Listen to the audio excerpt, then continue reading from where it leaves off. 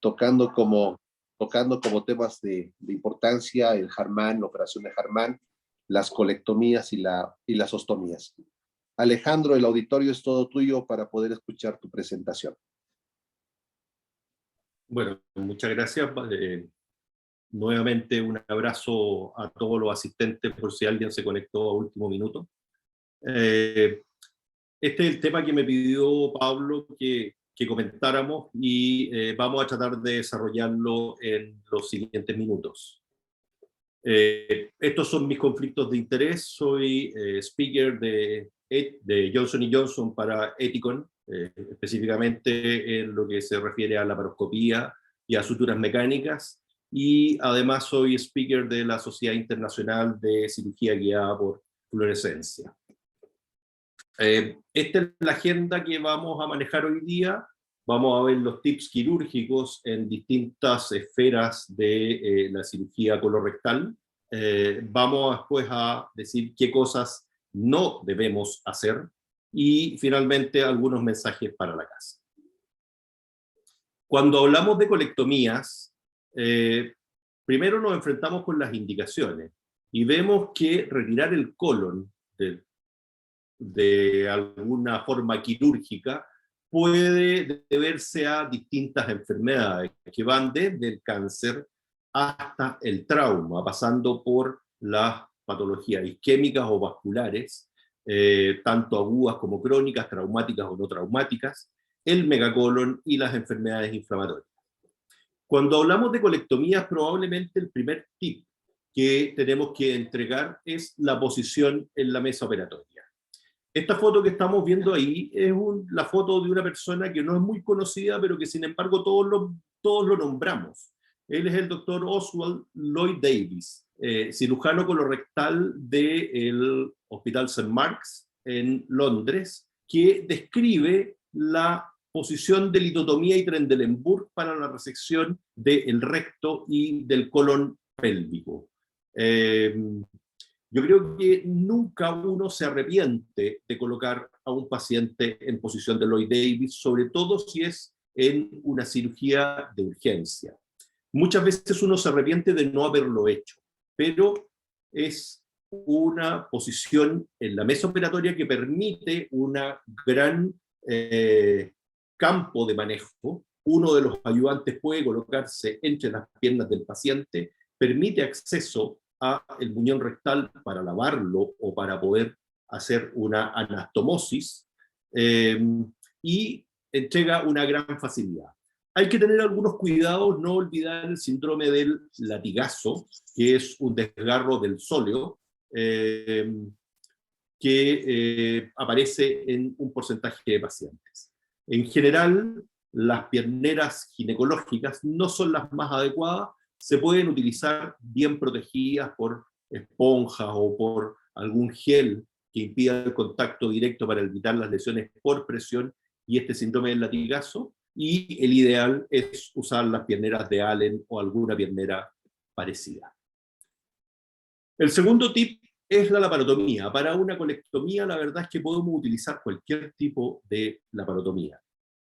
Históricamente se ha utilizado la laparotomía media, supra e infraumbilical, dependiendo por una prolongación más hacia el espacio supraumbilical o hacia el infraumbilical, dependiendo de si vamos a hacer una resección de colon derecho o de colon izquierdo. En colon derecho, el punto crítico es el ángulo hepático, por lo tanto es una laparotomía más alta, y en el colon izquierdo el punto crítico es el acceso a la pelvis, por lo tanto es una laparotomía probablemente más baja.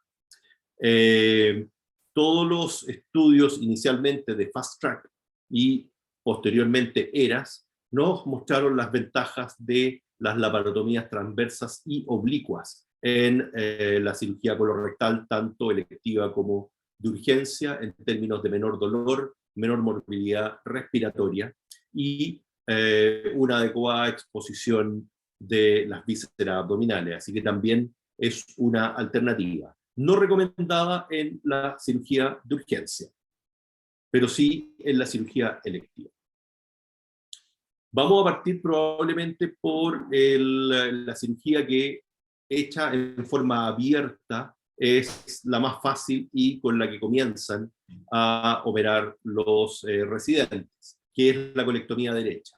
La colectomía derecha tiene varios pasos, pero los principales son la liberación del colon desde el parieto cólico, lo que conocemos como maniobra de Cattell, la liberación del ilion distal, y esto fundamental en los pacientes obesos y que tienen mesos cortos.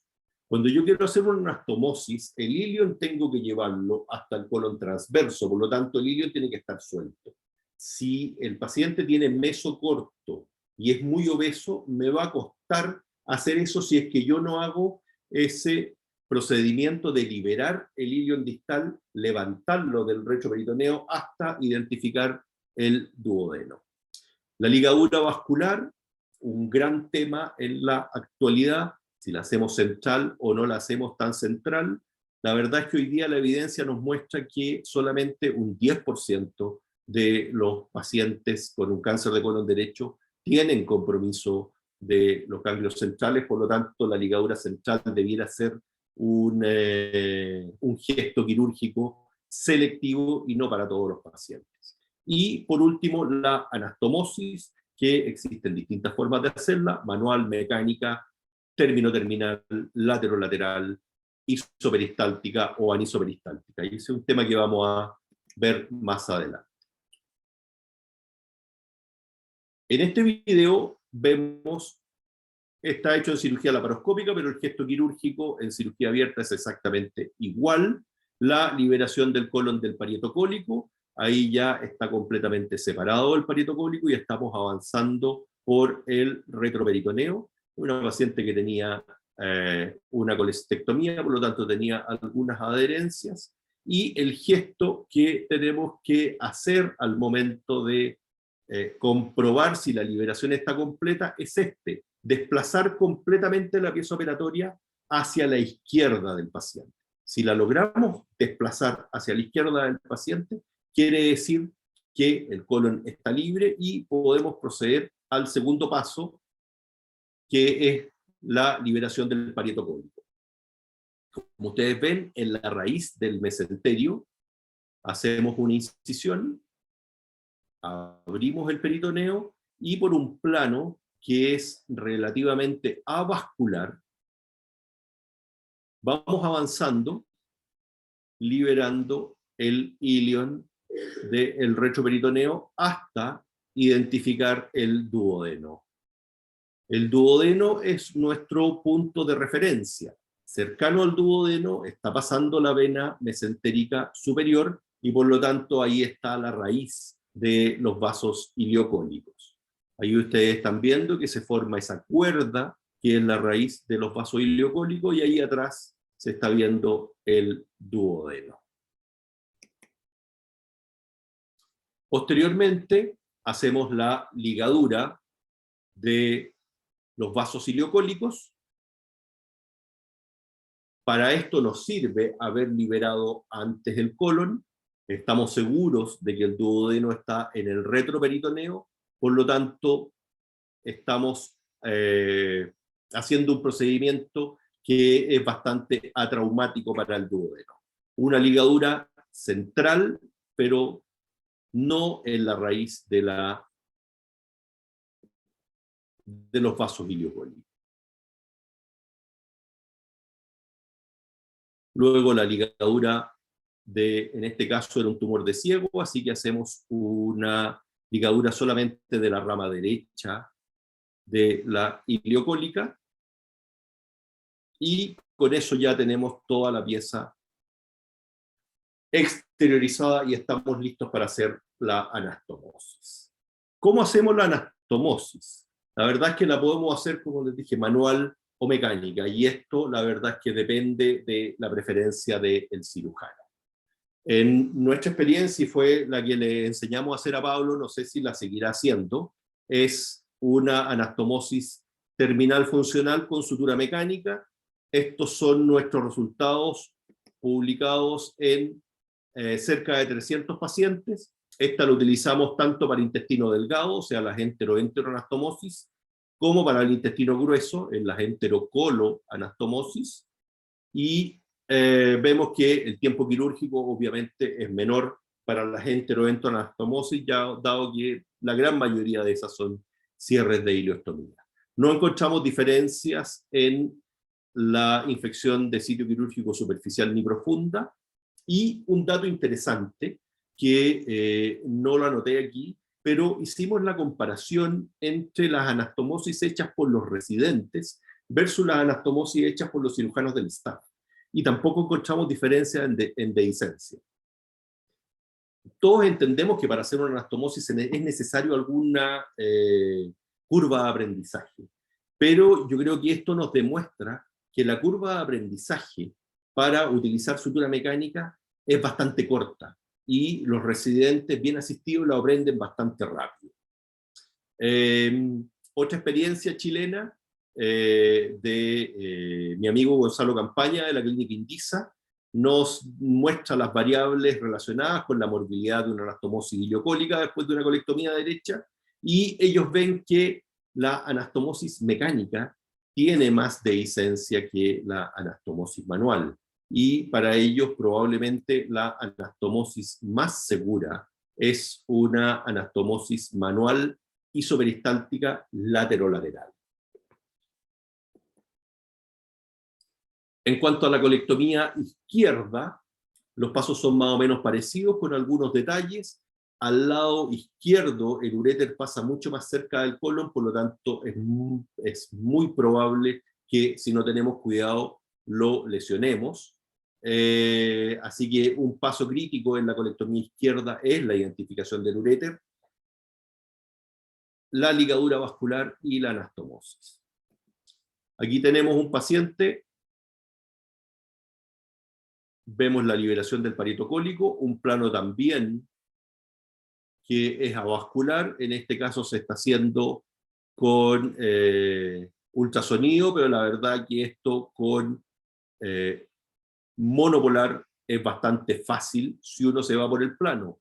Y ahí otro tip quirúrgico es que estos planos son avasculares, son fascias embriológicas que tienen muy pocos vasos sanguíneos.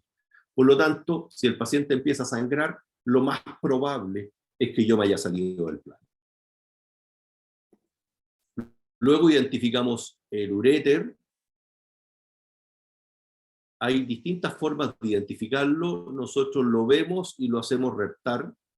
En este caso salió medio porfiado, pero ahí reptó. Existen algunas otras formas de identificar el uréter. Por ejemplo, usar catéteres ureterales fluorescentes o no fluorescentes. Algunos catéteres que fluorecen con algún tipo de luz especial, como en la luz cercana al infrarrojo, o usar el verde de indocianina. Probablemente donde hay más experiencia es en los catéteres fluorescentes. La Sociedad Americana de Cirujanos Colorectales lo recomienda en 3 situaciones.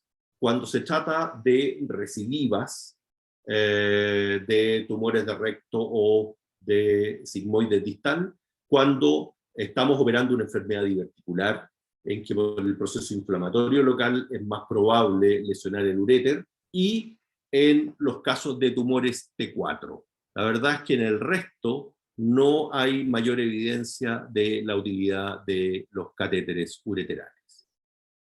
La ligadura de los vasos, aquí en este caso también una ligadura bastante cerca. Ustedes ven que estamos viendo atrás el uréter que está reptando, o sea, con eso estamos bastante seguros de que no estamos seccionando el uréter, y estamos también ligando la vena. La anastomosis. Aquí hay más consenso. En general, en colon izquierdo, la anastomosis siempre la hacemos mecánica. Tiene algunos detallitos, como en este caso, que es una enfermedad diverticular. Ahí el paciente tiene un divertículo que va a quedar cercano a la línea de anastomosis, así que a ese divertículo le pasamos un punto y lo llevamos contra el vástago de la sutura mecánica, de manera de hacer de que quede incluido dentro de la dona. La anastomosis en general la hacemos intracorpórea, como les digo, mecánica, introduciendo el stapler por el ano. Otra de las razones por las cuales hay que colocar al paciente en posición de Lloyd Davis, y finalmente hacemos una prueba neumática. Y aquí viene otra pregunta. Yo, todos los pacientes que he tenido con dehiscencia, todos han tenido prueba neumática negativa. Entonces, ¿debemos hacer algún test de indemnidad de la anastomosis cuando hacemos una cirugía de colon izquierdo? Y la respuesta es sí, debemos hacerla. Independiente de la forma que uno utilice para evaluar la indemnidad de una anastomosis, el evaluarla en el intraoperatorio tiene como outcome menos dehiscencia. Y las formas de hacerla son la inspección visual, ya sea con rectoscopio rígido o con colonoscopio, la prueba neumática y el verde de indociencia. ¿Cuál de esos utilizamos? Nosotros utilizamos la prueba neumática y hemos utilizado también el verde de indociencia.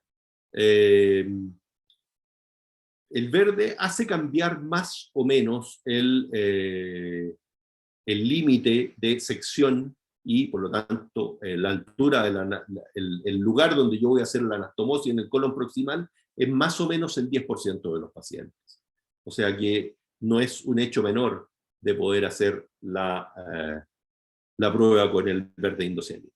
Ahora, con respecto a la prueba neumática la verdad es que lo que demuestra es que la anastomosis está bien confeccionada al momento de terminar el disparo. Si esa anastomosis va a evolucionar hacia una dehiscencia o no, no lo vamos a saber.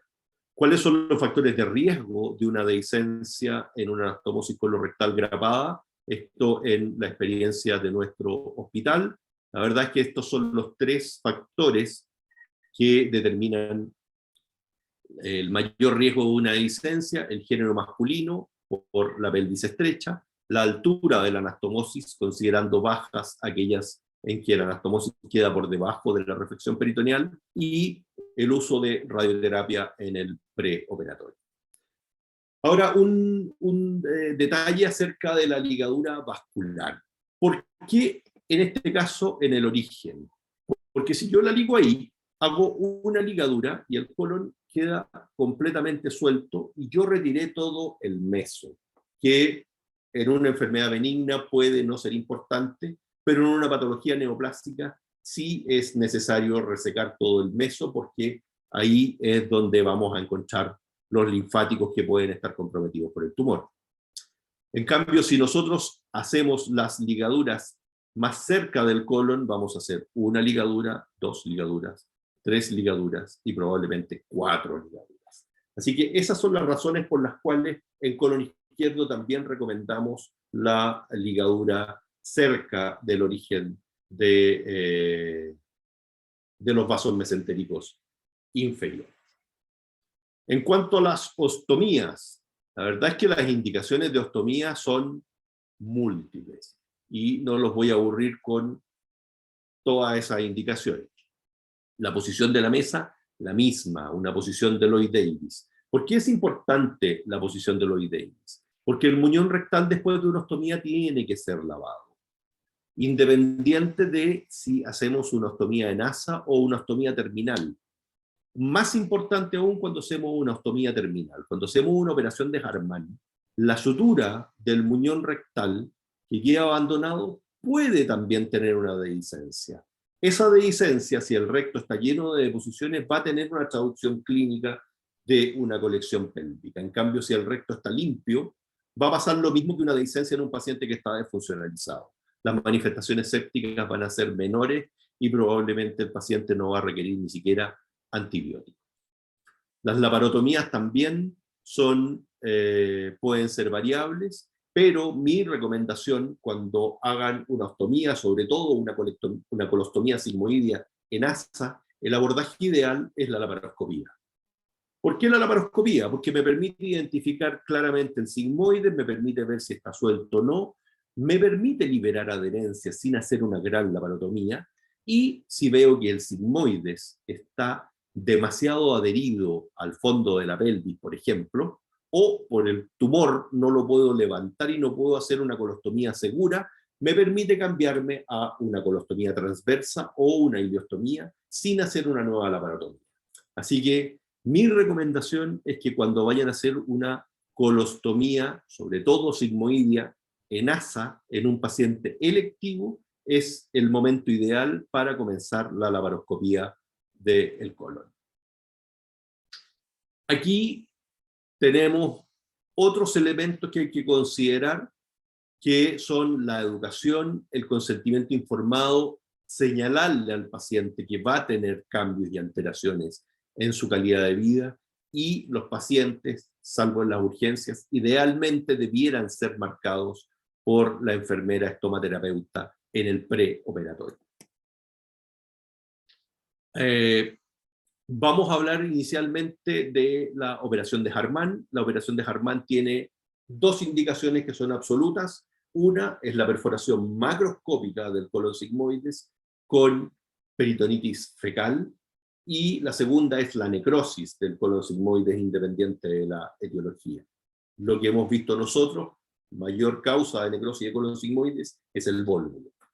Y todas las otras indicaciones son relativas. Podremos ver si el Harman es la mejor solución, si había alguna otra, si podíamos hacer anastomosis primaria quizás en algunos pacientes, pero lo importante es que una operación de Harman siempre puede salvar cualquier urgencia colorectal independiente de la etiología.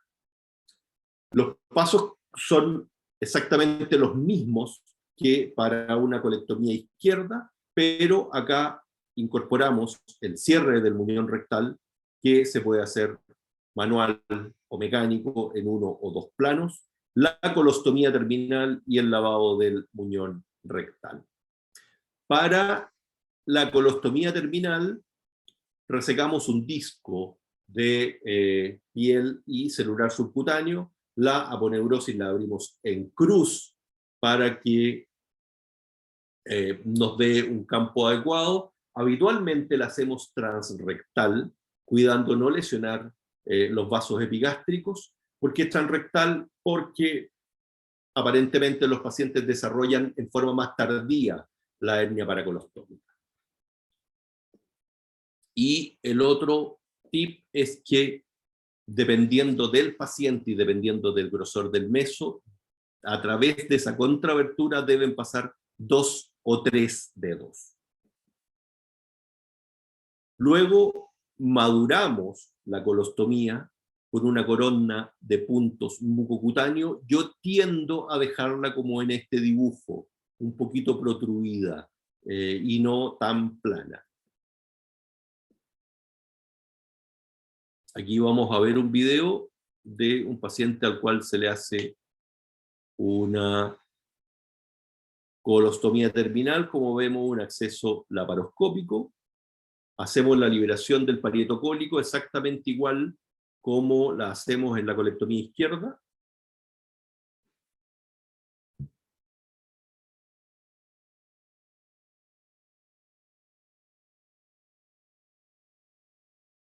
Una vez que identificamos dónde vamos a seccionar, es una paciente que se le estaba haciendo esto por incontinencia.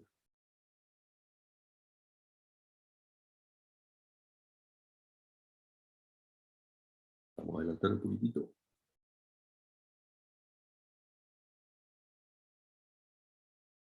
Marcamos ahí.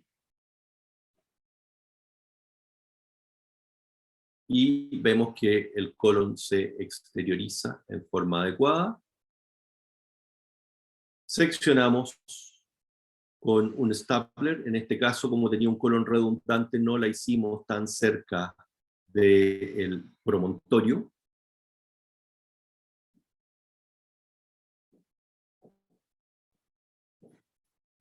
Y finalmente la exteriorizamos, cuidando colocar uno de los puertos en el mismo sitio por donde vamos a sacar la colostomía, de manera de no hacer otra incisión en el paciente. Para la colostomía en asa, los principios técnicos es primero hacerla en los segmentos móviles del colon, es decir, en el sigmoides o en el colon transverso, exteriorizar el asa sin tensión, utilizar algún método de sujeción para evitar que la colostomía se retraiga y madurarla. Ahí vemos un dibujo, exteriorizada sin tensión, y colocarle algún elemento de sujeción, en este caso una varilla. En lo personal, a mí no me gusta la varilla, yo creo que la varilla interfiere con la aplicación de la bolsa de colostomía, así que yo prefiero el puente cutáneo, que es una bastante buena alternativa. Aquí vemos, vamos a ver un video.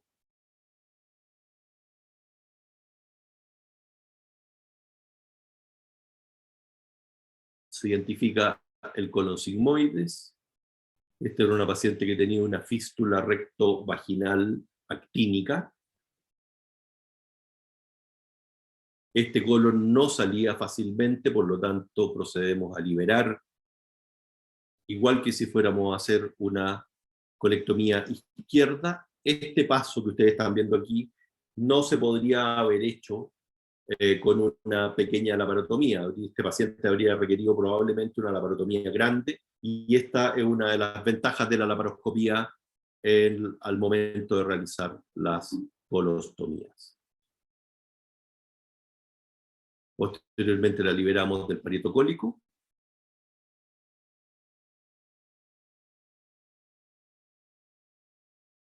Ustedes ven colon absolutamente suelto, y de esa forma la podemos exteriorizar.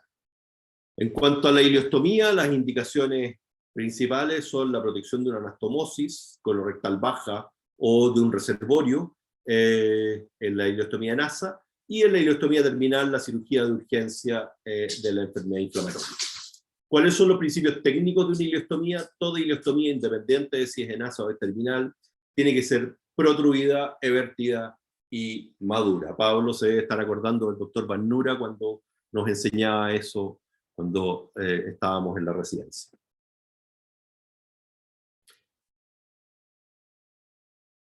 Protruida quiere decir que debe sobresalir de la piel 3 o 4 centímetros. Evertida quiere decir que la serosa no se deja expuesta, sino que la mucosa se vierte. Esto es para evitar la serositis que se producía cuando se dejaba la ileostomía de esa forma, y lo que se traducía en una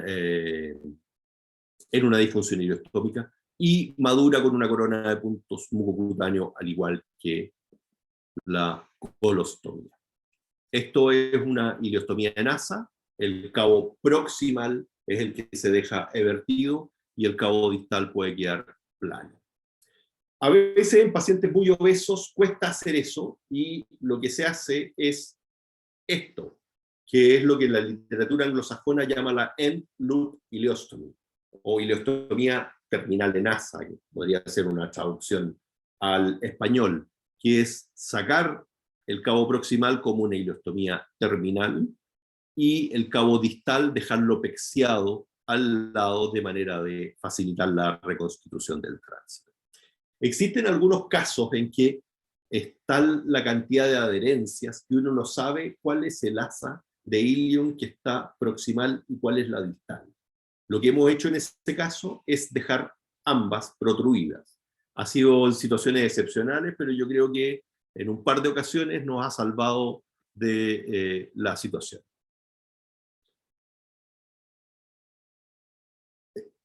Este es un paciente que estábamos operando de un cáncer de recto. Ahí ya se hizo la anastomosis. Una anastomosis, como ustedes ven, una coloanal. Por lo tanto, el paciente va a quedar con una ileostomía de protección.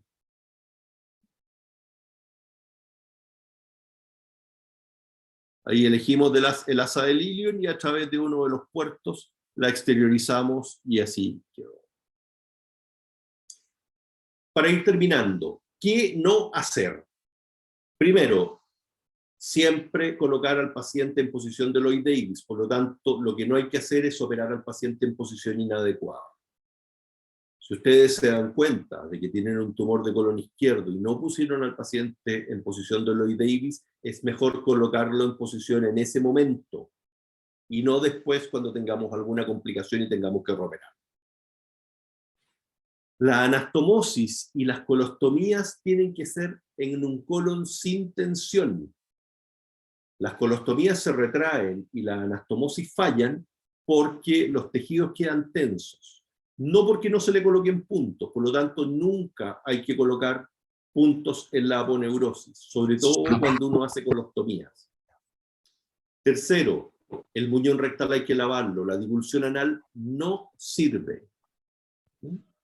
Y lo otro que no hay que hacer es no utilizar algún método de sujeción en una colostomía en asa. Siempre colocar o una varilla o hacer un puente cutáneo, si no esa colostomía por el peso de las deposiciones se va a desprender y no va a desfuncionalizar. Para terminar, mensajes. Posición de Lloyd Davis, nunca se van a arrepentir. La liberación del colon desde el parieto cólico, partir desde el parieto cólico a llevar el colon hacia el lado opuesto de donde está anatómicamente. Ligadura vascular cerca del origen, les va a ahorrar tiempo y les va a ahorrar material de sutura. La anastomosis, háganla como quieran. No, no como quieran, como les resulte mejor. Para eso tienen que auditar sus resultados. Si les va mejor con la anastomosis manual, manual. Si les va mejor con la mecánica, mecánica. Pero háganla idealmente siempre de la misma forma. Y lo tercero, como pudimos ver, la ostomía no es una cirugía menor. Por lo tanto, no hay que dejársela a los residentes solos. Tienen que estar asistidos por un médico del staff que pueda apoyarlos y pueda ayudarlos en el momento de la toma de decisiones. Eso es lo que yo les tenía que contar. Parece que me extendí un poco más de lo que estaba presupuestado. Les pido disculpas por eso. Ahí están mis correos por si quieren comunicarse conmigo. Encantado de poder contestarles. Muchas gracias. Muchas gracias, doctor Alejandro, por tan brillante exposición. Realmente, como dice el título, los tips, porque ningún cirujano general está libre de que le llegue en emergencia un colon, y obviamente que debemos tener estos tips para evitar las complicaciones y después ojalá no tener la necesidad de llamar al coloproctólogo para que arregle alguna cuestión que haya salido mal. Vamos a invitar a los 134 participantes que han escuchado la presentación del doctor Alejandro a poder realizar las preguntas a través del chat para poderlas ir leyendo y que el doctor Alejandro nos las vaya resolviendo. Pero antes vamos a dar la palabra primero al doctor Freddy Coca para que haga los comentarios respectivos de la presentación del doctor Alejandro y después al doctor Ricardo Pérez. Freddy, tiene la palabra para poder comentar la presentación de Alejandro.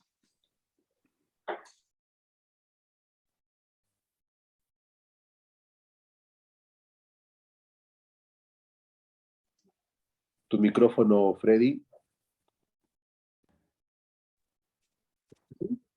Hola. Hola, ¿me escuchan? Hola, ¿me escuchan? Freddy, estás con dos dispositivos y puedes ponerle mute a uno de ellos para que podamos no escuchar el eco. Sería bueno. Un minutito.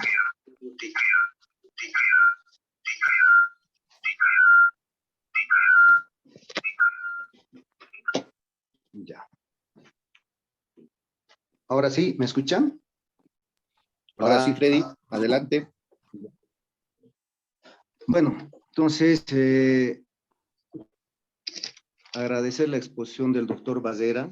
Indudablemente hay algunas cosas, como les decía, no se deja aprender e intercambiar algunas opiniones.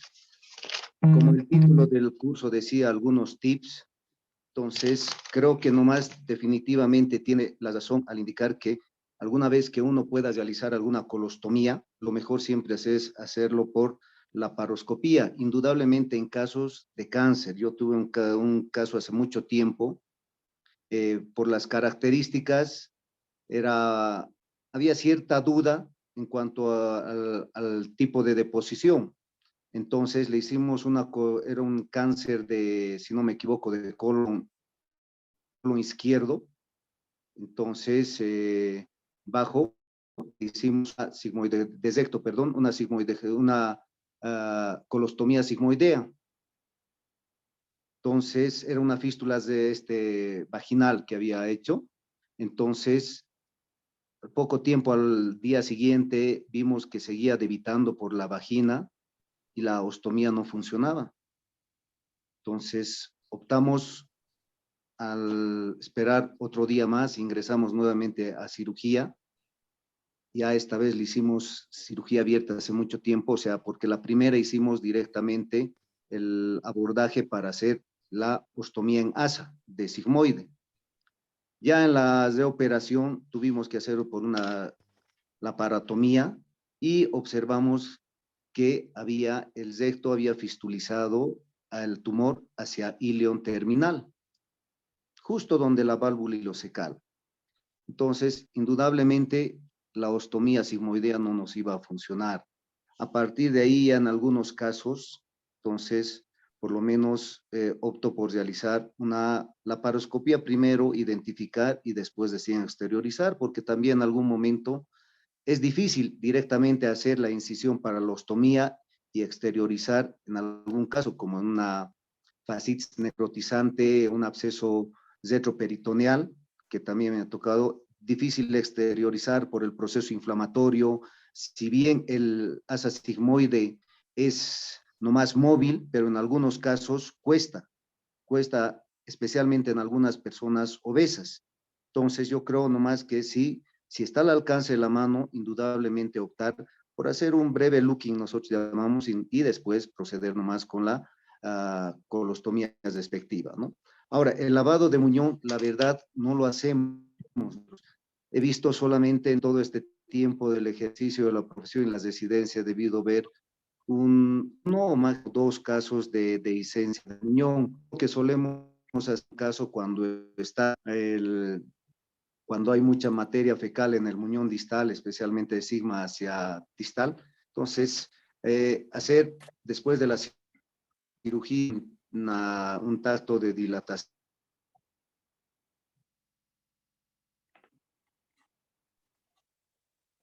Freddy, estás con problemas de conexión. No sé si puedes moverte a un lugar donde te llegue mejor la señal, si me puedes escuchar.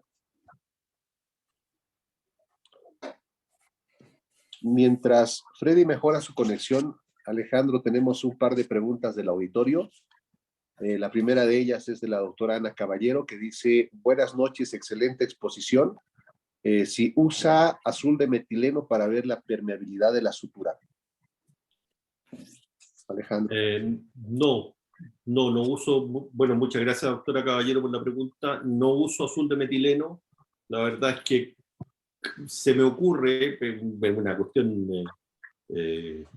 teórica nomás, que la difusión a través de un defecto del aire o el gas es mayor que la de un líquido. Por lo tanto, si hay algún defecto que yo quiero ver, probablemente se va a ver mejor el burbujeo que el escurrimiento de algún líquido. Así que no, la verdad es que no uso azul de metileno, solo aire.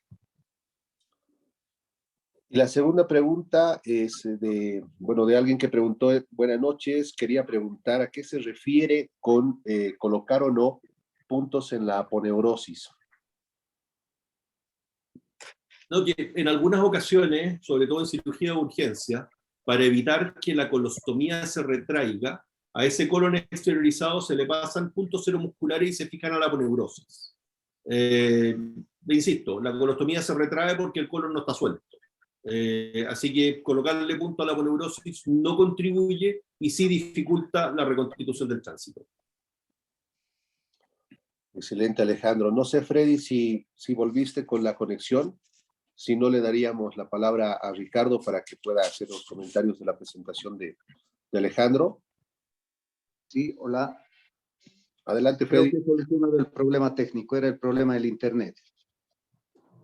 Bueno, no sé hasta dónde me han escuchado, solamente algo pequeño, le indicaba, entonces, como va indicando el título, los tips, en algunos casos, cuando uno tiene duda, indudablemente en la irrigación del muñón, suelo dejar, yo no suelo madurar la mayor parte de las veces cuando hay duda en cuanto a la irrigación de esta misma. Es mejor dejarlo un muñón y después diferirlo o dejarlo.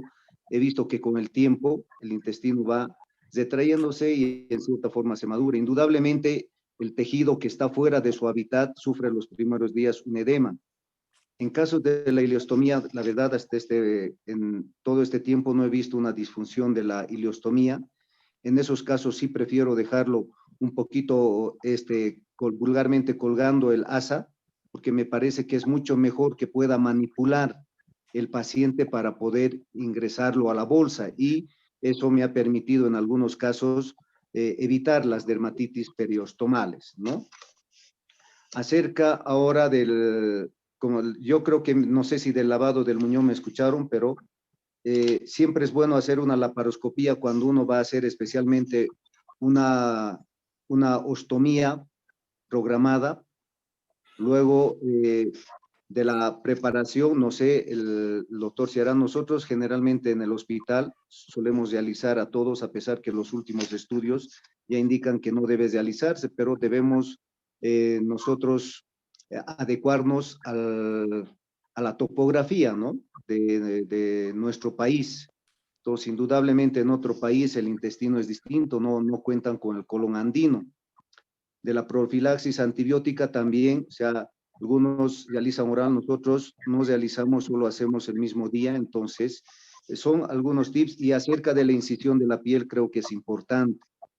Hemos tenido algunos casos de cuando uno ingresa a una cirugía de emergencia, indudablemente yo prefiero hacer la cirugía mediana.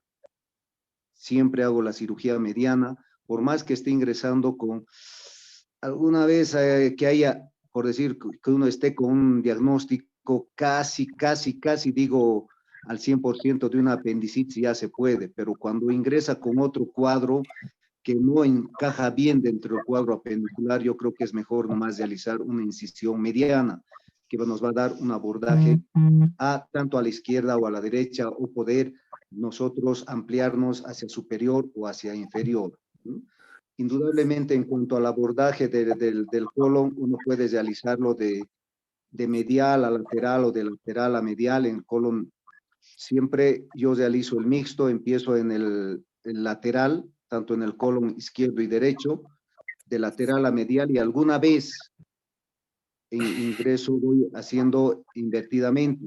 Luego la posición del cirujano yo creo que debe acomodarse ya sea a izquierda o a derecha de acuerdo a la comodidad o al segmento del colon que va a operar. No sé, creo que lo demás el doctor Basera nos ha aclarado en su exposición. Si hay alguna duda o algo, estoy predispuesto.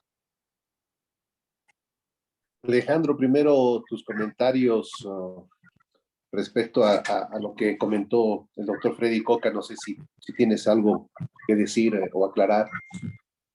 Sí, no, de acuerdo. Yo creo que el caso que planteó él es uno de los grandes dilemas que se presentan cuando uno trata de hacer una ostomía por una laparotomía mínima, o sea, solamente donde va a exteriorizar el asa, sin saber distal, sin saber lo que está pasando a proximal.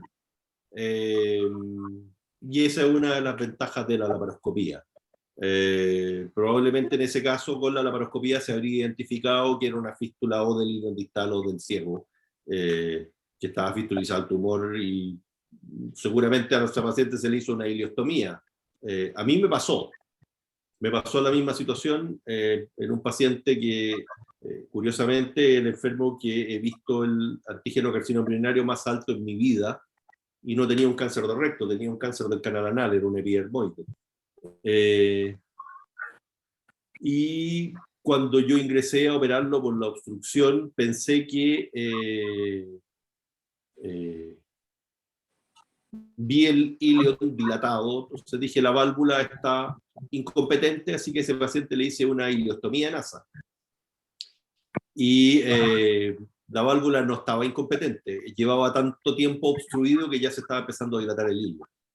Así que el enfermo siguió igual de obstruido y a las 48 horas tuve que reoperarlo y tuve que hacerle una colostomía sigmoidea. Bueno, el CEA estaba tan elevado porque el paciente tenía múltiples metástasis hepáticas. Falleció, pero en lugar de haber fallecido con una ostomía, falleció con 2 ostomías, y por un error de apreciación. Así que, como digo, en ese sentido la laparoscopía es de una ayuda fundamental. Gracias, Alejandro. Ricardo, tus comentarios respecto a la presentación y algo más que quieras comentar. El auditorio es tuyo. Sí, sí me pueden escuchar. Sí, se escucha muy bien, Ricardo, adelante. Gracias. Voy a ser muy breve. Primero, felicitar, agradecer la gentileza de la clase que nos ha dado Alejandro. Realmente todo muy bien estructurado. Y voy a hacer comentarios puntuales para que él pueda, con nuestra experiencia ya de 22 años en la unidad de coloproctología del Hospital Obrero, pueda hacer el parangón geográfico. Definitivamente, la primera cirugía de colon que hacemos es la colostomía de urgencia por complicaciones del megacolon, con la presentación que es el vólvulo, y ahora casi empatando en cifras está la obstrucción por cáncer colorectal, mayormente de recto y de colon izquierdo. Y la tercera cirugía es la cirugía electiva que hacemos de estas dos complicaciones. La primera cirugía que se hace en el hospital definitivamente es la colostomía en la Harlan tipo 1. Respecto al tipo de anastomosis, siempre, como tenemos la formación de subespecialistas en coloproctología ya por 12 años, siempre pretendemos que el residente salga haciendo solventemente anastomosis manuales. Tenemos la suerte de disponer de todo el arsenal de las engrapadoras mecánicas, pero las dejamos para las anastomosis que están por debajo de la reflexión peritoneal, donde dificulta un poco la técnica. Y en las colectomías derecha, que son la cirugía que menos hacemos, a diferencia de la que nos comentaba Alejandro, también intentamos que sea simple y manual, una sola anastomosis término-terminal entre el hilo y el transverso. Y pues cuando hay alguna diferencia anatómica en tamaño, utilizamos la técnica de Barcelona que él nos ha mostrado, tanto con engrapadora convencional o por vía laparoscópica, con la técnica de Barcelona como tal. Respecto a la comprobación de la indemnidad de la anastomosis, yo tengo un pensamiento un poco diferente. Pienso que el verde de endiocenina no ha mejorado los resultados y nos ha permitido mostrar cuándo se falla tempranamente con procedimientos complejos, especialmente pélvicos y laparoscópicos que están de moda. Sigo considerando que el ver que los cabos anastomóticos sangran, tienen un buen color cuando uno ha terminado la anastomosis y que haya movimiento en el asa, son las 3 mejores consideraciones de que el pronóstico de nuestra anastomosis va a estar bueno. Si no sangra, si está azul el sangrado, no se mueve y está azul, pues no vamos a necesitar el verde de endiocenina para ver que nuestra colostomía va a ir, de nuestra anastomosis va a ir mal. Respecto a los tips, el tip que Alejandro nos muestra, que es la posición, nosotros la adoptamos cuando vamos a sospechar fuertemente que vamos a utilizar una engrapadora mecánica. Nuestro primer tip es una cirugía de colon, siempre marcar en el paciente sentado el sitio de la colostomía para tener un buen pronóstico de la misma en su funcionamiento posteriormente. Cirugía de colon, entramos con una sonda rectal a un recipiente, una bolsa amarrado, para que nos sirva para eliminar gases cuando operamos obstrucciones o para hacer algún lavado después.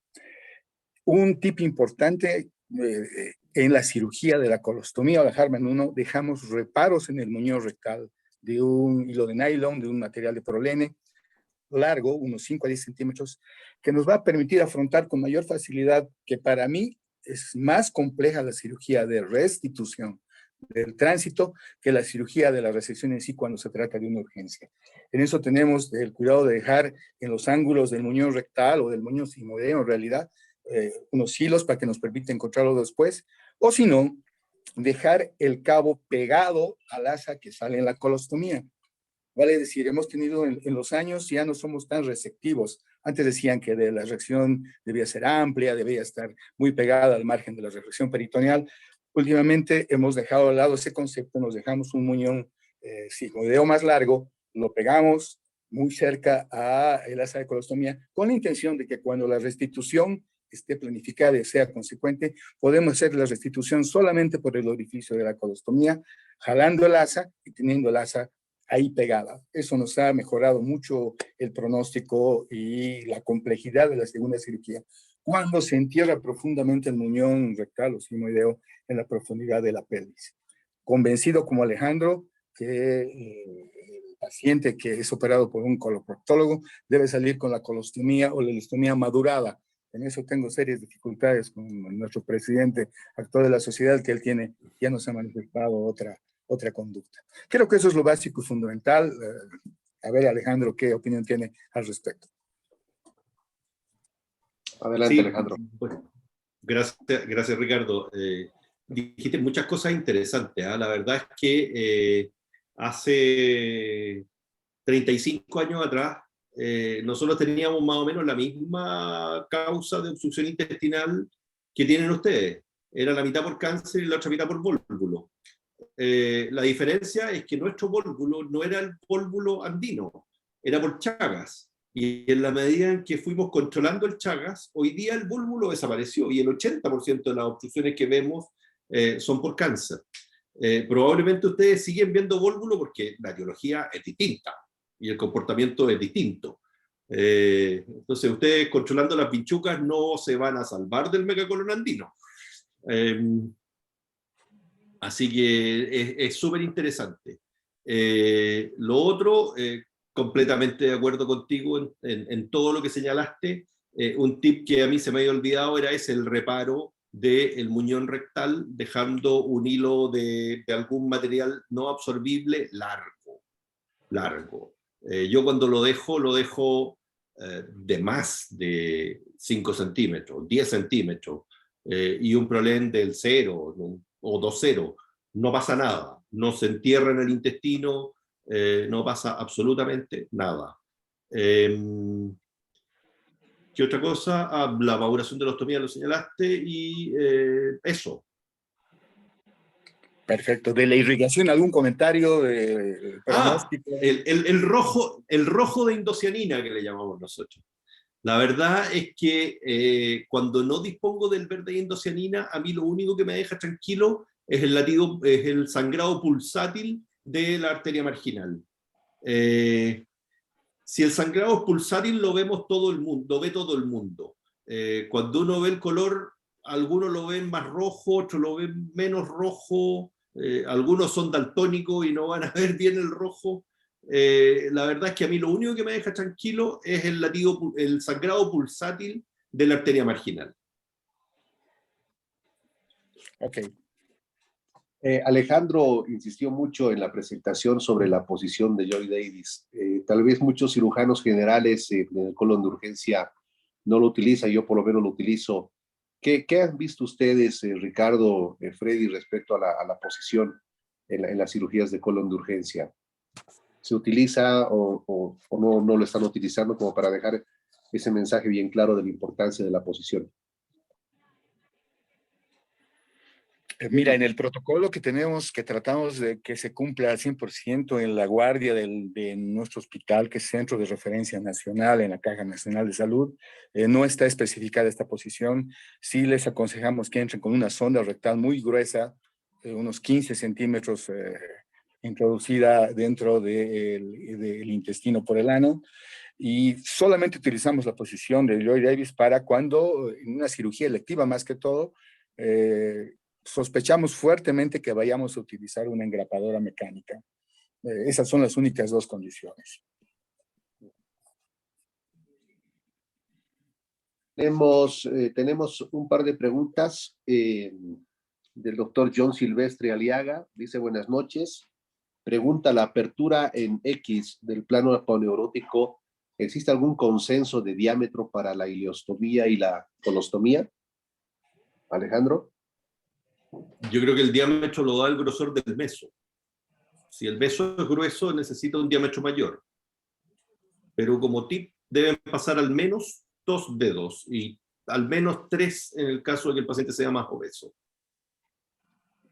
Y deben pasar fácil, o sea, no que uno sienta que están los dedos apretados y que se están poniendo morados al otro lado de la aponeurosis.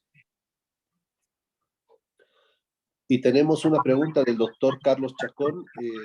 Dice, buenas noches, un saludo en la distancia al doctor Alejandro, muy buena su exposición.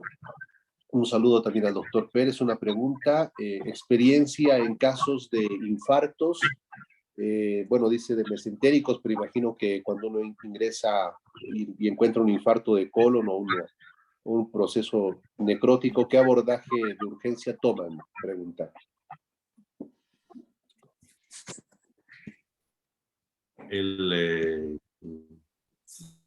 Me imagino que se refiere a la necrosis a la necrosis del asa. En general, el paciente que tiene necrosis de asa es un paciente que llega grave y que está intoxicado. Así que en ese paciente yo ni siquiera intentaría cirugía laparoscópica, abordaje abierto y, como dijo el doctor Coca, laparotomía media, con la posibilidad de ampliarla hacia arriba o hacia abajo. Tenemos una pregunta de Ángela Ibarcena. Dice, buenas noches. En las cirugías de restitución de tránsito por vía convencional o laparoscópica dejan drenaje abdominal. Cirugía de colon electiva, yo nunca dejo drenaje. Cirugía de colon de urgencia, que no sea por patología séptica, yo nunca uso drenaje. Cirugía con patología séptica, con la sepsis localizada, es decir, con un absceso, sí le dejo drenaje. A la peritonitis tampoco le dejo drenaje. Hace poco salió publicado en el DCR un trabajo que hace una revisión sistemática acerca del uso de drenajes en cirugía colorectal, y lo único que demuestra es que aumenta la tasa de infección de sitio quirúrgico. No previene las dehiscencias, no se diagnostican en forma más precoz las dehiscencias. Así que la verdad es que, basado en esa evidencia, yo en general nunca uso drenaje.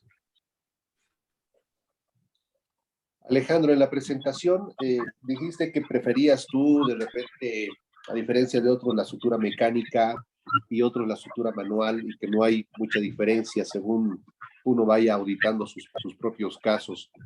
En el caso de la colectomía derecha, ¿qué prefieres tú en relación a la iliotransverso anastomosis? ¿Término lateral, laterolateral? ¿Cómo lo haces? Yo hago Barcelona.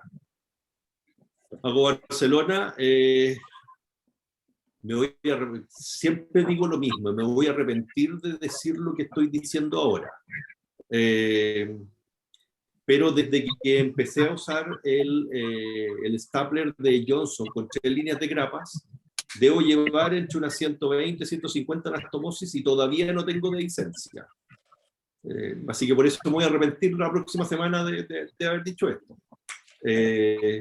Pero ese 3%, entre 3 y 4% que mostramos en el trabajo, podemos bajarlo. Y podemos bajarlo probablemente usando el berdindocenina, haciendo una mejor evaluación vascular de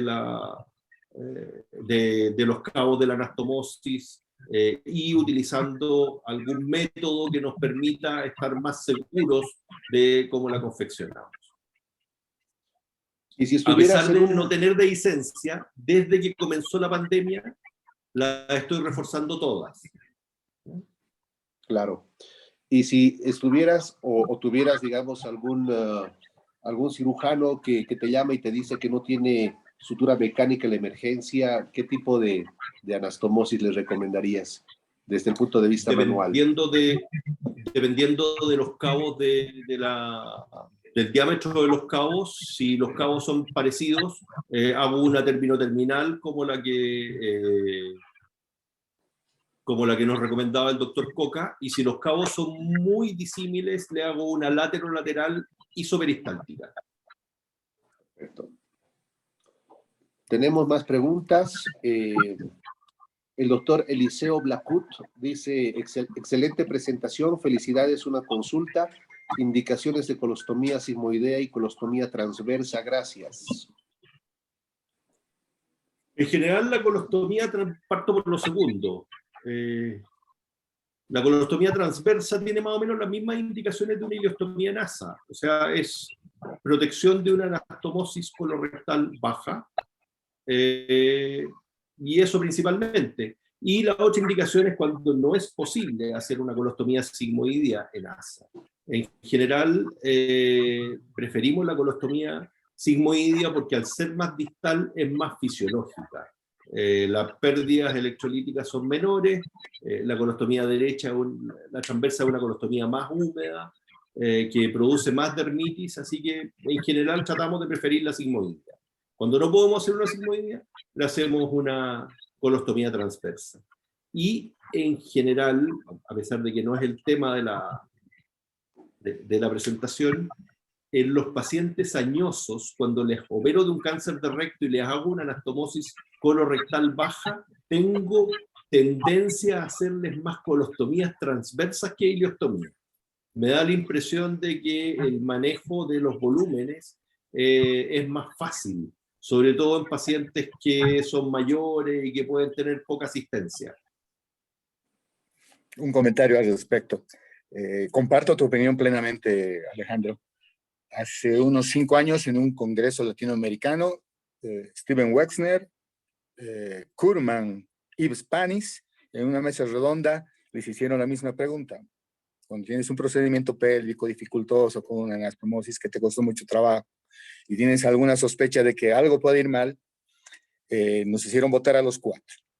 Los 3 que te comenté votaron por ileostomía. Fue el único latinoamericano que quedó pésimamente mal por sugerir una colostomía de transverso, que como tú dices, para mí es más fácil de repararla, le tengo menos temor a una dehiscencia de transverso, una dehiscencia de una ileostomía de protección.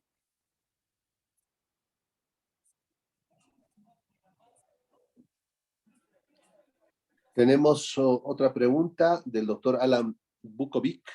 Buenas noches, felicidades por la presentación. En caso de muñón distal de recto que cierra con un hilo no reabsorbible, ¿cómo maneja las adherencias firmes que estas forman para la restitución, que pueden llegar a dañar una estructura adherente al momento de la liberación de las adherencias? Creo que ya contestaron, ¿cierto, Alejandro? No, el prolene es absolutamente inerte y dentro de la cavidad peritoneal no pasa nada. Distinto a una malla de polipropileno, pero este es un hilo que... El doctor Freddy Coca está levantando la mano. Freddy. Sí. Bueno, acerca de los drenajes, ¿no? Indudablemente sí hay algunos estudios, pero también de rutina yo suelo dejar los drenajes. Ahora, indudablemente uno a veces se encuentra ante la disyuntiva, ¿no? Ver los estudios, cuál es la recomendación y a veces cuál es la experiencia en el medio. Entonces, dejo los drenajes y de preferencia dejo drenaje laminar, porque el drenaje tubular me parece que produce mucho decúbito y hay posibilidad de que haya una fistilización. En las cirugías programadas, un drenaje laminar instalado en el lugar de la anastomosis, y cuando es una cirugía de urgencia tipo peritonitis, sí suelo dejar algún drenaje tubular. No suelo dejar la sonda nasogástrica que algunos suelen dejar, me parece muy rígido, pero lo vuelvo a decir, o sea, es muy discutido, es de acuerdo a lo que uno se vaya sintiendo seguro, pero el drenaje laminar es lo que siempre, por lo menos yo dejo en cirugías que son programadas, ¿no? Instalado en el lugar donde probablemente hay alguna fuga. He tenido, sí, algunos casos de dehiscencia de anastomos o fugas, que en uno solo, he tenido 3 casos de dehiscencia, uno no he tenido nada de débito por el drenaje laminar, nada. Solo el paciente que sabe, indudablemente, la primera señal de un paciente que tiene alguna fuga o algo anda mal en el abdomen es la taquicardia. Si el paciente tiene taquicardia, entonces el paciente taquicardizaba, estaba distendido, entonces, y por el drenaje laminar he movilizado, no había nada de débito. Entonces, con cierta duda, he ingresado por la paroscopía. Entonces, le hice la paroscopía y caprichosamente el asa, el colon transverso, como se había pegado al abdomen, dividiéndole en uno superior e inferior. Solo había una ventanita por donde logré ingresar con el laparoscopio y en ambos sufrénicos había contenido fecal.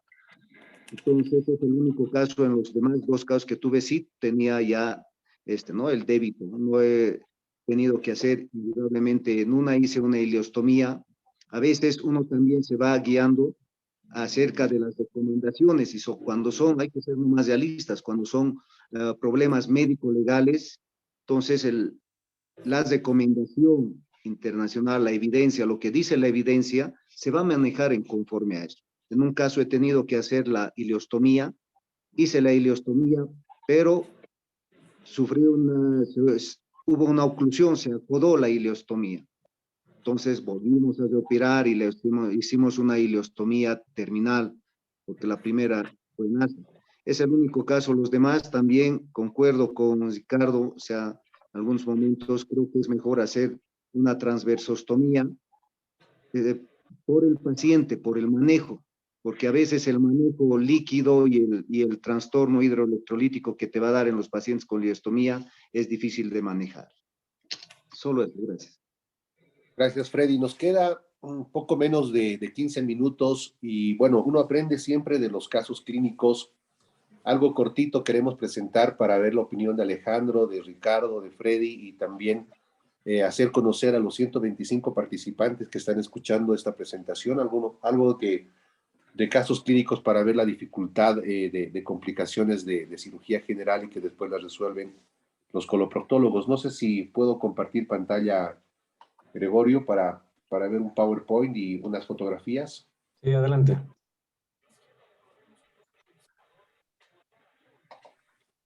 Perfecto. Voy a dar la palabra a Ricardo para que un poquito nos dé los antecedentes del primer caso clínico. Ricardo, ¿pudiste ubicar la fotografía? Adelante, adelante.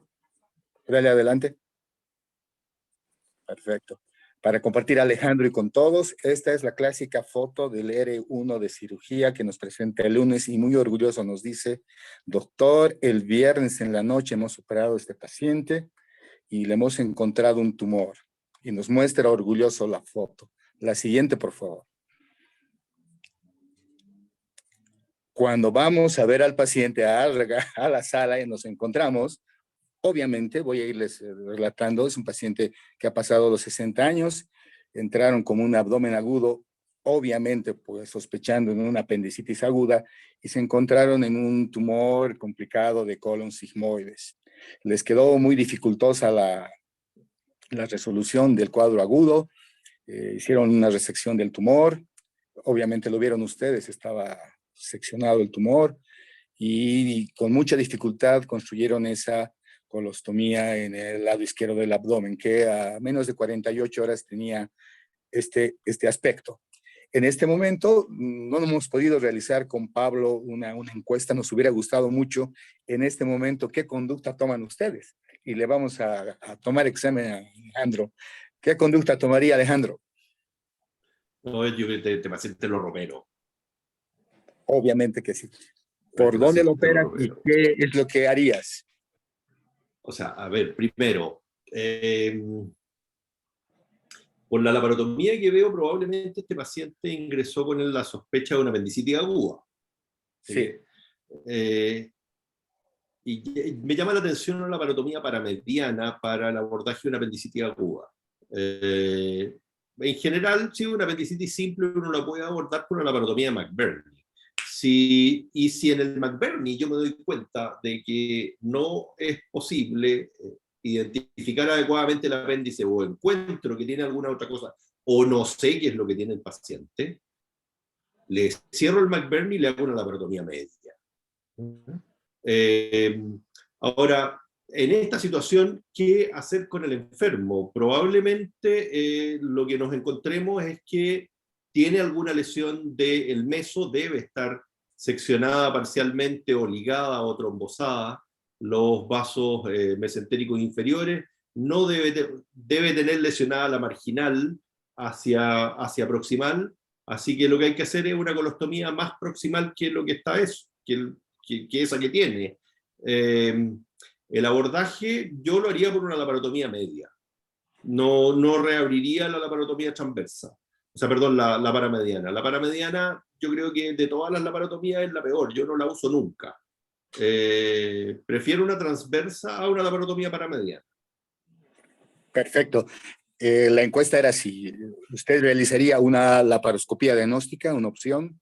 La tuya, la segunda sería hacer una laparotomía mediana para poder observar el abdomen, el nivel de isquemia, todo aquello. Nuestra tercera opción era hacer una exploración por el orificio de la colostomía para ver más allá de lo que se puede ver de la colostomía, hasta dónde ha podido afectar la isquemia. Y es lo que se hizo en realidad. La siguiente, por favor, Pablo. Perdona, Ricardo. Esta última opción la hago solamente cuando yo hice la primera colostomía. Perfecto, claro que sí. O sea, cuando estoy seguro de que el colon está suelto, de que cuando yo la hice estaba bien irrigado y probablemente es un fenómeno local. Exacto. Desmontamos, esta ya es una cirugía nuestra, hemos desmontado la colostomía y hemos podido observar, ahí ven en la parte blanquecina, es el colon que está isquémico, que está más allá de la incisión de la aponeurosis. La siguiente, por favor. Esa es ya la pieza de la resección, que son más o menos 25-30 centímetros. En el lado derecho está el borde colostómico que está absolutamente necrosado. La siguiente, por favor. Y así quedó la cirugía. Hemos podido, con el uso de los separadores plásticos, el nombre comercial es Alexis, nosotros tenemos otra marca acá, Covidien, hemos realizado la resección de todo el colon isquémico y una realización de una colostomía transversa, evitando la laparotomía mediana, sin abrir la laparotomía inicial que hicieron en la guardia. Como puedes ver, hemos dejado drenajes tanto en la herida, porque el aspecto oncológico fue muy, muy mal realizado. Con absoluta certeza ha habido diseminación peritoneal por la manipulación y todo aquello. La siguiente, por favor. Esto ya es a unos cuantos días posoperatorios, todavía hay puntos, isoceroma y un hematoma en la incisión. La última, por favor, Pablo. Y este es como se fue de alta al paciente ya a los 18 días posoperatorios, en donde pues evitando una mayor laparotomía, está en naranja la parte que se tuvo que resecar, y dejamos una asa ciega de unos 7 centímetros más o menos, con una engrapadora mecánica a través del orificio de la Bangenstein, que nos permite sacar al paciente pues, sin una mayor laparotomía, utilizando la mínima invasión de las incisiones, poder tener este resultado. No sé qué te parece, oncológicamente no es comentario, obviamente está todo mal, pero ¿qué comentario puedes darnos a Alejandro? No, súper bien, una muy buena alternativa. Cierto, los separadores de Alexis facilitan bastante y amplían mucho el campo. Una sola pregunta, Ricardo, ya que le dejaste un cabo ciego, ¿por qué no hacerle una colostomía terminal? Por el temor de que hubiera algún otro factor isquémico después. El riesgo de realizar este tipo de resecciones por incisiones pequeñitas, alejadas, es que a veces tienes que traccionar mucho el tejido. Y dejé un cabo ciego en la intención de no resecar ese lado más, que tenía todavía que hacer una disección dentro del abdomen para proteger. Me estaba sangrando bien los bordes y solamente fue eso, nada más. Yo tenía plena certeza que me ibas a observar el asa ciega, que está protegida por la Bangenstein. Sí. Sí. Adelante, Pablo, creo que podemos pasar al otro. Ahora tenemos un caso del doctor Freddy para que podamos comentar. Freddy, es este caso, para ver si nos puedes dar un poquito el tema de los antecedentes e historial. Bueno, tenemos pocas fotos de este caso. Es un paciente que ingresó por el servicio de urgencias con un vólvulo de sigmoides. 52 años aproximadamente, paciente masculino. Entonces fue un vólvulo complicado, le hicieron una colostomía terminal.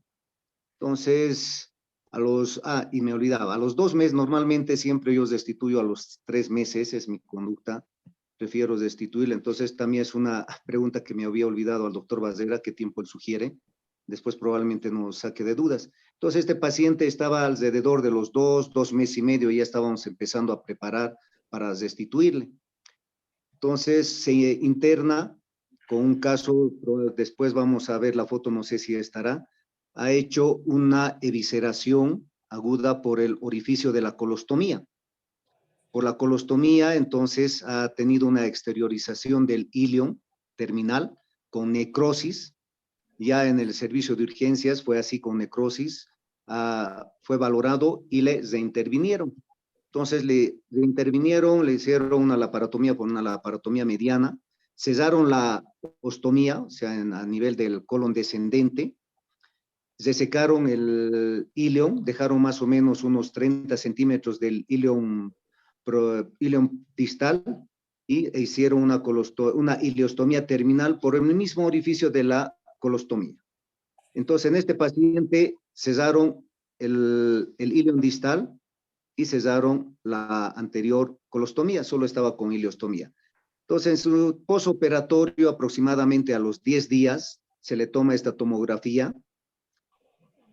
Tuvo una dilatación severa de asa ciega, no sé si cogerá el video. Entonces, tuvimos que programarle, porque la asa ciega teníamos que descomprimir de alguna forma. Entonces, el plan en este caso era, ingresamos con un plan, probablemente la distensión era muy severa, descomprimir de alguna forma, tipo secostomía. Entonces, ya en la laparotomía, evidentemente la distensión era muy severa del paciente. Logramos hacer una secostomía en la tenia del ciego. Entonces, hicimos doble jareta, introducimos en este caso una sonda rectal número 22. Entonces salió bastante líquido y contenido aéreo.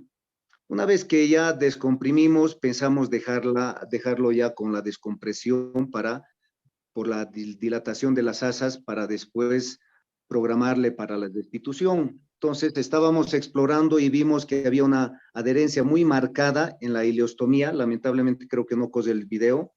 Entonces logramos, en el paciente liberamos y logramos destituirle, porque había ya el cabo ciego a nivel de colon descendente, estaba por fistulizar hacia ilion.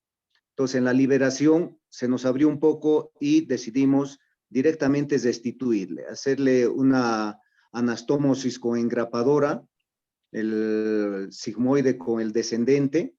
Entonces, dejar una sonda rectal, hemos dejado una sola sonda rectal y hemos dejado una secostomía de descompresión. No sé si tiene la foto del paciente que le hemos controlado hace una semana.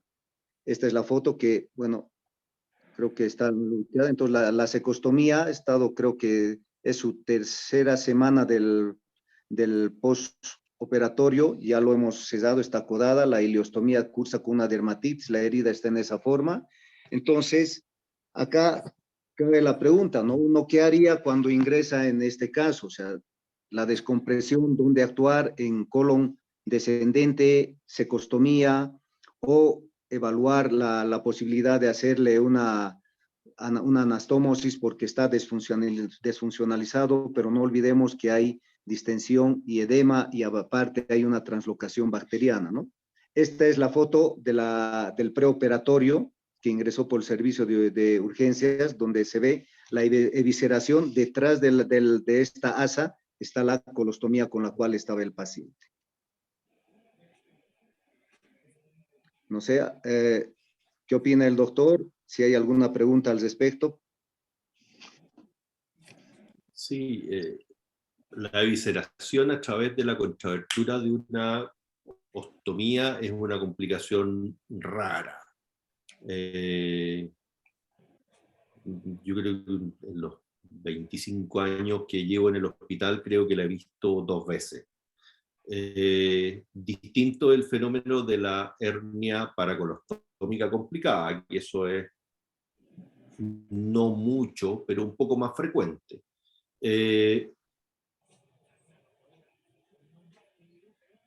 Claro, ese paciente que tiene necrosis de asa, la verdad es que intentar el cierre de la colostomía en la misma cirugía parece un poco arriesgado, pensando que este es un fenómeno que debiera ser agudo. O sea, una colostomía que está reciente. Es un paciente recién saliendo de un postoperatorio, de una cirugía de un vólvulo. Yo creo que este es uno de los casos en que hay que plantearse la doble ostomía y ir haciendo cirugía en etapa. Probablemente dejarlo con su colostomía terminal, hacerle una ileostomía terminal o terminal en asa, posteriormente reconstituir el tránsito colónico y como último gesto quirúrgico el cierre de la ileostomía.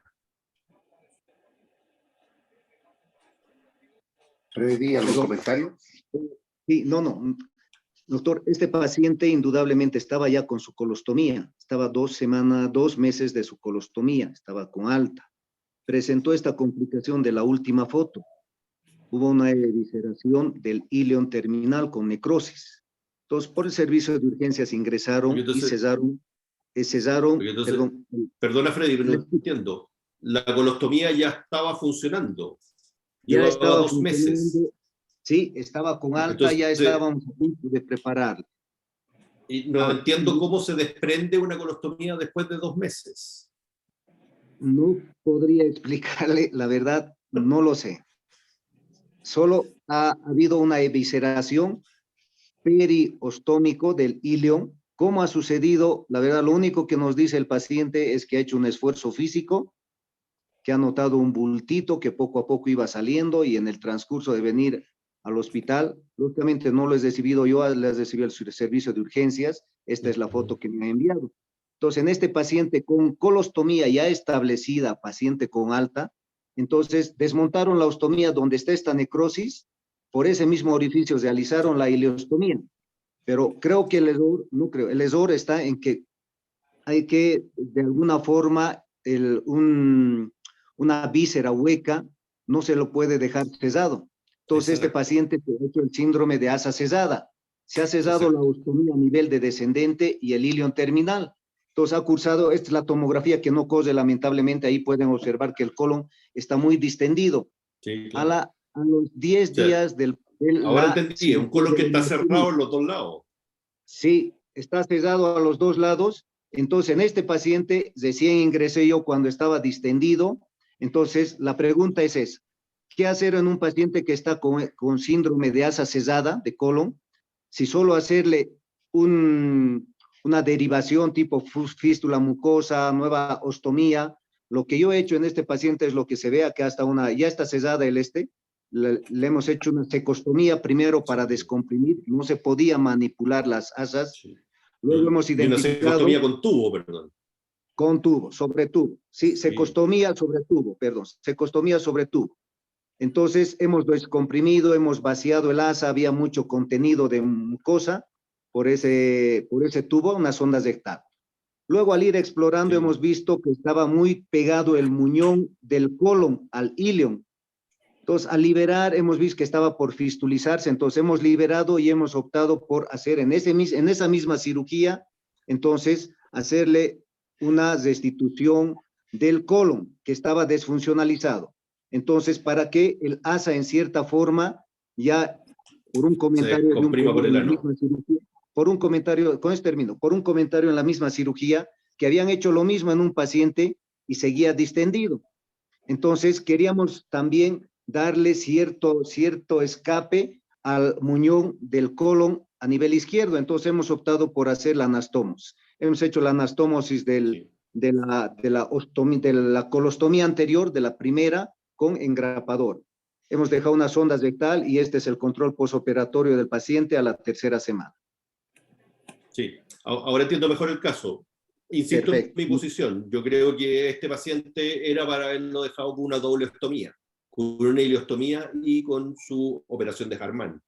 Ahora, si me preguntan mi opinión y qué es lo que yo creo que pasó, yo creo que no estaba a punto de fistulizarse. Debe haber tenido una fístula muy pequeña, por la cual pasaba aire del ilion a ese colon que estaba en asa cerrada. Y de esa forma se fue distendiendo con el transcurso del tiempo. Y para esa alternativa, cuando la dilatación es fundamentalmente neumática, como en esa foto del escáner que nos mostraste, la cecostomía de tubo es una muy buena alternativa. Cuando el paciente tiene una obstrucción o una dilatación que no es neumática, la cecostomía de tubo es una muy mala alternativa, porque se tapa rápidamente y empieza a filtrar. A pesar de que uno le haga 3, 4 jaretas, empieza a filtrar. En esos casos yo prefiero una cecostomía amplia, exteriorizada. Pero en este caso estoy completamente de acuerdo contigo que la cecostomía de tubo es la mejor alternativa. Lo último, sí, a propósito de eso, lo que decidí es realizar la anastomosis hacia recto, para que no haya problema en el muñón. Por eso realizamos con stapler y dejamos sonda rectal. Ese es el caso, gracias. Exacto. Ricardo, el caso 3 es cortito, no sé si puedes hacer el comentario. Claro que sí. ¿Tienes para compartir el Twitter? Ahí está, Ricardo, no sé si puedes explicarnos. Claro que sí. Esto para Alejandro, para ponerlo en contexto, esto ha pasado en los primeros 3 meses de la pandemia, donde nadie quería operar, primero por cirugía convencional, y segundo, nadie quería operar por la laparoscopía. Nadie tocaba pacientes en mi hospital, era un hospital COVID, y se nos ocurrió algo que hicimos algunas veces, que es este paciente con un vólvulo de sigmoides establecido. Logramos que se intente hacer una devolvulación por vía endoscópica que fracasó. La siguiente, por favor, Pablo, gracias. Esta es la foto posoperatoria. En realidad hemos hecho la resección del vólvulo de sigmoides por la incisión de la colostomía que ven ustedes ahí en el flanco izquierdo. La siguiente, Pablo. Es un procedimiento que nos tarda 45 minutos. Imprescindiblemente, no sé si me puedes pasar la siguiente, Pablo, por favor. No, Ricardo, te cuento que no salió la foto, tuve una falla en el computador, pero no sé si nos puedes comentar más o menos, porque no se ven incisiones a este nivel, pero perfecto. Sí, no las tengo. En todo caso, por esta pequeña incisión hemos puesto una Alexis, hemos podido detorsionar el asa, hemos podido resecar, ligar, hemos podido seccionar el cabo distal con una engrapadora de 80 milímetros, no voy a decir la marca, voy a ser multado como es multado Alejandro, que promociona Johnson & Johnson. Pero dijiste 80. Sí, 80, porque estaba bastante amplio. Ya, claro que sí. 75 Johnson & Johnson y 80 COVID. Ya lo vendí todo. En todo caso, es un procedimiento que con el uso de la Alexis y la engrapadora y un poco de dificultad, en 45, 60 minutos hemos logrado sacar a este paciente que no tiene herida operatoria, era un paciente de la tercera edad en etapa de pandemia que se fue a casa a las 48 horas de la cirugía, lo que normalmente dura un 5 o 7 días en nuestro hospital y con los rasgos sociológicos de nuestros pacientes. Para la pandemia fue bien, está publicado en el Twitter, te lo voy a enviar. Y le gustó mucho a mucha gente porque lo comentaron y todo aquello, pues en la pandemia había tanto pavor a operar y todo aquello que fue algo interesante. No sé si tienes alguna opinión al respecto, Alejandro. Muy interesante. Nosotros hacemos algo parecido en el vólvulo senil iterativo. Le hacemos también esa pequeña incisión, colocamos el Alexis. Uno se supone que si el paciente se volvula es porque el colon está suelto, entonces debiera ser fácil sacarlo. Entonces, primera maniobra, descomprimirlo por vía endoscópica en el intraoperatorio, de manera que sea fácil de manipular. Lo segundo, esa pequeña incisión, nosotros lo exteriorizamos completo y, claro, en el paciente como el que tú señalas, que hay que hacerle una operación de Harman, nosotros más o menos a 5 centímetros del borde de la piel o del borde del Alexis, seccionamos y cerramos el cabo distal y a través de esa misma contrabertura le hacemos la colostomía, o en los casos en que lo operamos en forma electiva, ahí mismo, y con los dos cabos a la vista y fuera de la piel, le hacemos una anastomosis término-terminal manual, en 2 planos. ¿Por qué? Porque nosotros creemos que estos pacientes se volvulan porque el colon, porque tienen un dólico sigmoides. Entonces nosotros al tratar el dólico y al dejar un sigmoides más corto, sin necesidad de hacer una anastomosis en el promontorio, estamos evitando la complicación que tiene, que es el vólvulo. Súper interesante, me gustó mucho tu caso, y como te digo, nosotros hacemos algo parecido para el vólvulo senil. Excelente. Y creo que el comentario para todos es cambiar un poco el paradigma de muchos años atrás, que la resección por dólico mega debía ser amplia, debía ir al margen de la resección peritoneal para asegurar el resultado. Pues no, yo pienso que reseccionando el asa que se torsiona, y en nuestro caso el megacolon de altura tiene la mesocolonitis retráctil, que es la que condiciona al colon a volvularse una y otra vez. Resecando esas dos condiciones es suficiente y no es necesario hacer grandes resecciones, y podemos dejar un poco de redundancia, ya sea del sigmoides y del colon descendente, mientras no le demos oportunidad de volvularse, pues está perfecto. Y creo que ese es el concepto importante para los residentes, para los cirujanos que andan haciendo urgencias, que a veces se estresan mucho con que hay que resecar ampliamente, y eso dificulta al final la parte más compleja, que para mí es la restitución del tránsito. Agradecido por tu comentario, Alejandro. Bueno, hay muchas más preguntas, pero dado el tiempo, vamos a mandar a las personas que hicieron las preguntas, voy a mandarle al doctor Alejandro al correo electrónico para que él responda ya vía email y yo les pueda transmitir la respuesta en relación a algunas preguntas más que había. Bueno, estamos bordeando las 21:43, así que vamos a dar por concluido este curso de coloproctología, sin antes agradecer la participación del doctor Alejandro Barrera, también del doctor Ricardo Pérez y del doctor Freddy Coca. Así que doy la palabra, voy a cortar el compartir pantalla para poder escuchar las palabras de despedida, empezando por el doctor Ricardo. Ricardo, por favor. Agradecido otra vez por la invitación, he disfrutado mucho de la noche, de las palabras de Alejandro, de Freddy, que podamos compartir, que podamos conversar es realmente satisfactorio y es gratificante.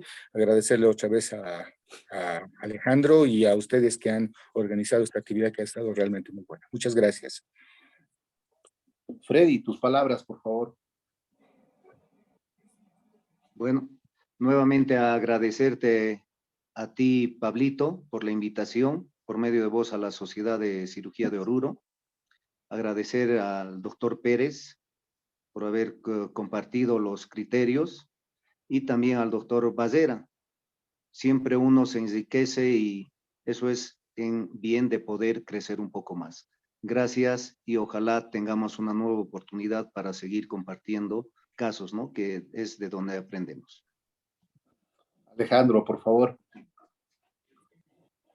No, nada, muchas gracias por la invitación, una excelente conversación. Y como dije al principio, siempre es agradable reencontrarse con los amigos, y mi gala también vino a despedirse. Muchas gracias.